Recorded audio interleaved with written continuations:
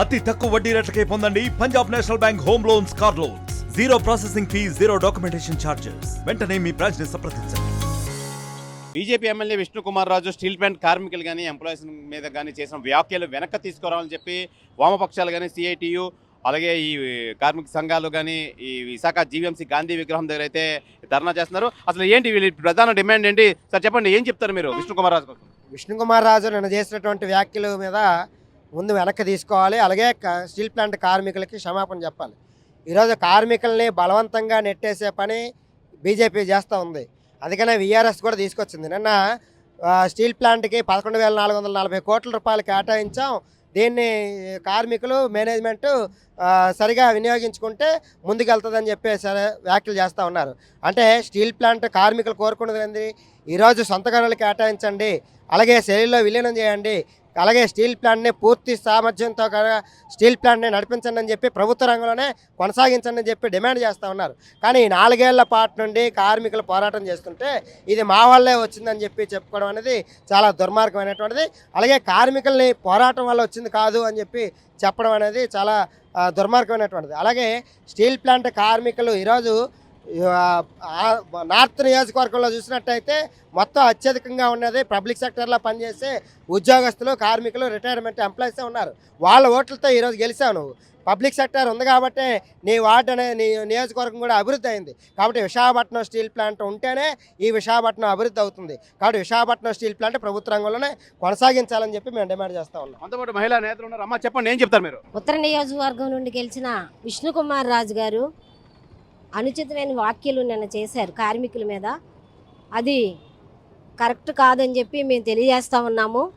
ఈరోజు 11,440 కోట్ల రూపాయలు కేటాయించినంత మాత్రాన స్టీల్ ప్లాంట్లు కార్మికులకు ఉన్న సమస్యలన్నీ కూడా పరిష్కారం కావు.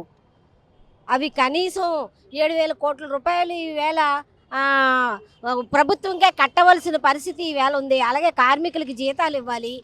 ఇవన్నీ కూడా వాళ్ళు సమకూర్చుకోవాలంటే మాత్రం మీరు ఇచ్చిన 11,440 కోట్లు సరిపోవు. గతంలోని మీరు ఏదైతే చెప్పారో 17,000 కోట్ల రూపాయలు కూడా ఇవ్వాలి.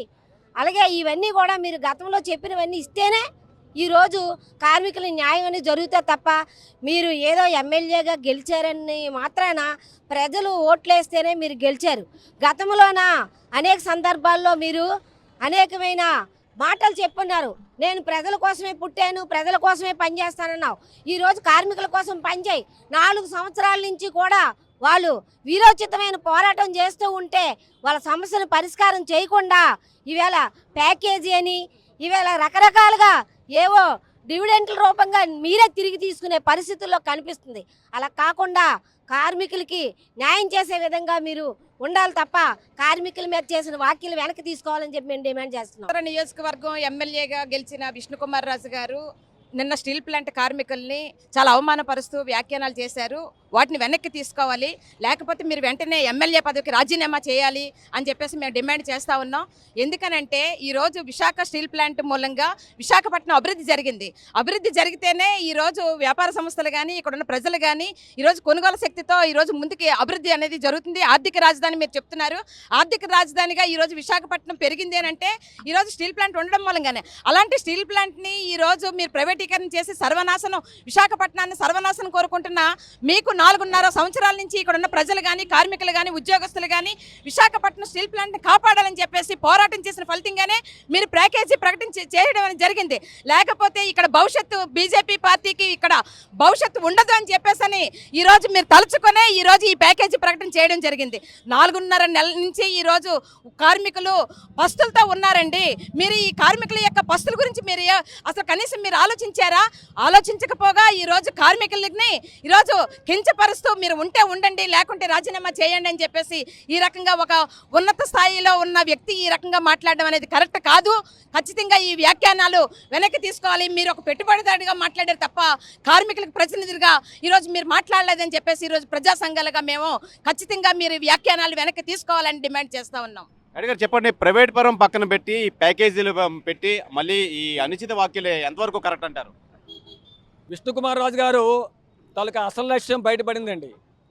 ఆయన ఏమంటారంటే అది బీజేపీ లక్ష్యం. ఇది కార్మికులు స్వచ్ఛందంగా రిజైన్ చేసి కానీ వీఆర్ఎస్ పేరు మీద కానీ బయటికి పోండి. మీరు బయటికి పోతే స్టీల్ ప్లాంట్ని మొత్తం అదానీకో అంబానీకో మిట్టల్కో మేము కట్టబెడతాం. ఇది మా అసలు లక్ష్యం.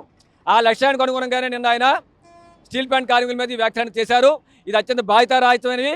వీటిని తీవ్రంగా ఖండిస్తున్నాం. జేఏసీగా మేము వెంటనే వెనక్కి తీసుకోవాలి, కార్మికులు క్షమాపణ చెప్పని మేము డిమాండ్ చేస్తున్నాం. ఆయన ఇంకో మాట అన్నాడు. ఆయన ఇది అత్యాసపోతున్నారని చెప్పని. దేనికంటే అత్యాస? స్టీల్ ప్లాంట్ కార్మికులు దేనికి అత్యాసపోతున్నారు? వైజాగ్ స్టీల్ ప్లాంట్ పాడావు లాంటిదండి. ఈ ప్లాంట్ ఏర్పాటు చేయడం కోసం ఆనాడు కేంద్ర ప్రభుత్వం 4,980 కోట్ల రూపాయలు పెట్టుబడి పెడితే ఇంతవరకు స్టీల్ ప్లాంట్ అటు సెంట్రల్ గవర్నమెంట్కి స్టేట్ గవర్నమెంట్కి 54,000 కోట్ల రూపాయల ఆదాయం సమకూర్చింది. ఇప్పుడు మీరు 11,400 కోట్ల రూపాయలు పెట్టుబడి పెడుతున్నారు.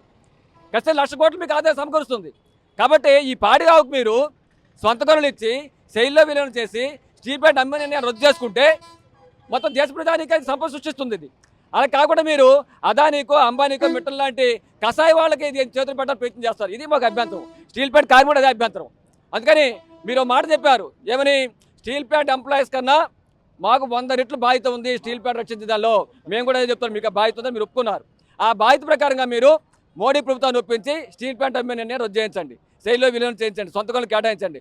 ఉద్యోగస్తులకి దాదాపు 4 నెలలుగా కార్మికులకు బకాయిలు వేతన బకాయిలు ఉన్నాయి, బకాయి చెల్లించండి.